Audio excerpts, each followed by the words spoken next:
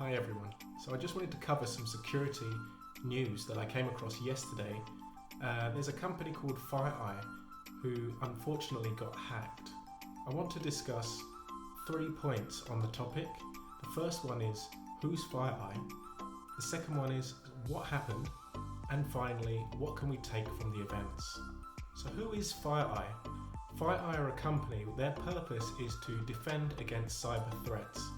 They do this for their vendors or their clients. They are there to provide advice and products on how best to defend companies and their critical infrastructure systems against cyber threats.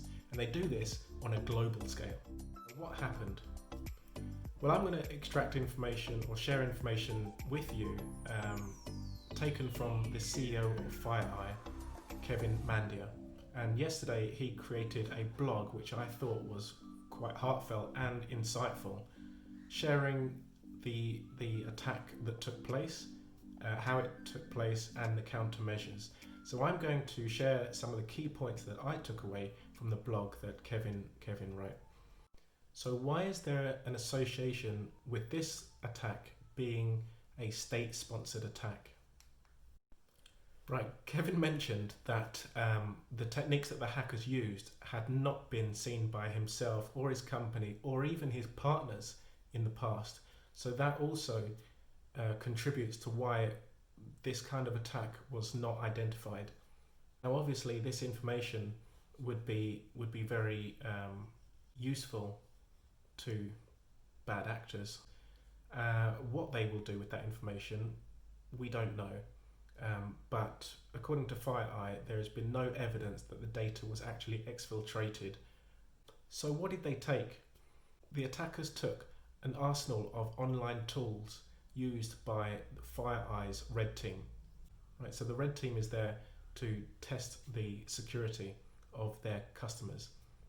And these hackers have paved their way into FireEye and specifically targeted the red team assessments tools. What they're going to use them for, we don't know.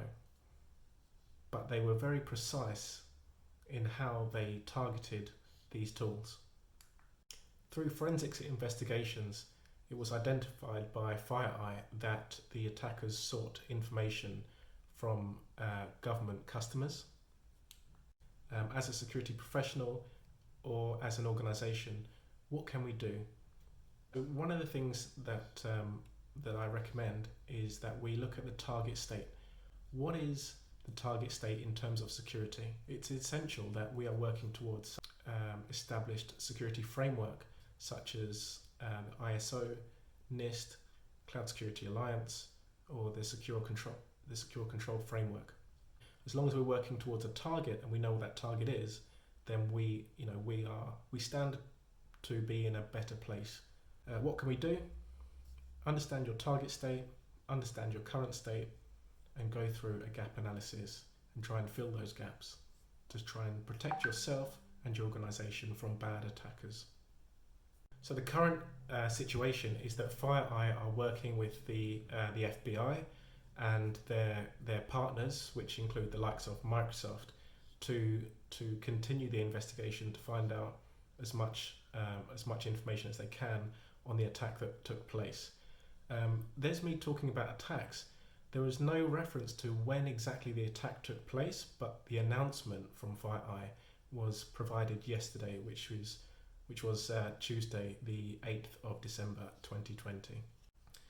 So in response to the attack, obviously the customers, partners and stakeholders related to FireEye would be very concerned about the events, right? The CEO, Kevin Mandia, provided a number of countermeasures. I think there were up to 300 countermeasures that have been put into place. But one of the things that I think is fantastic is the fact that the CEO of FireEye shared the story of events, not just because he had to, but to share the information with the security community and the broader community. Companies get hacked all the time, right? I'm a security professional. whether you're in the private or public care, as long as your information is valuable, you are potentially at risk of being hacked, right? So companies like FireEye will partner with customers to protect their data. Security professionals like myself, who are employed by organizations, are there to provide advice based on information that has occurred in the past, take place, and as part of the investigations, the vulnerabilities get exposed, and now by sharing that information with security professionals like myself and organizations, we now know what we need to protect. So events like this, what occurred with FireEye, don't occur with other companies. And this essentially is how we continue with the protection of our data and our infrastructure going forward. But unfortunately, when you have sophisticated bad actors, especially state-sponsored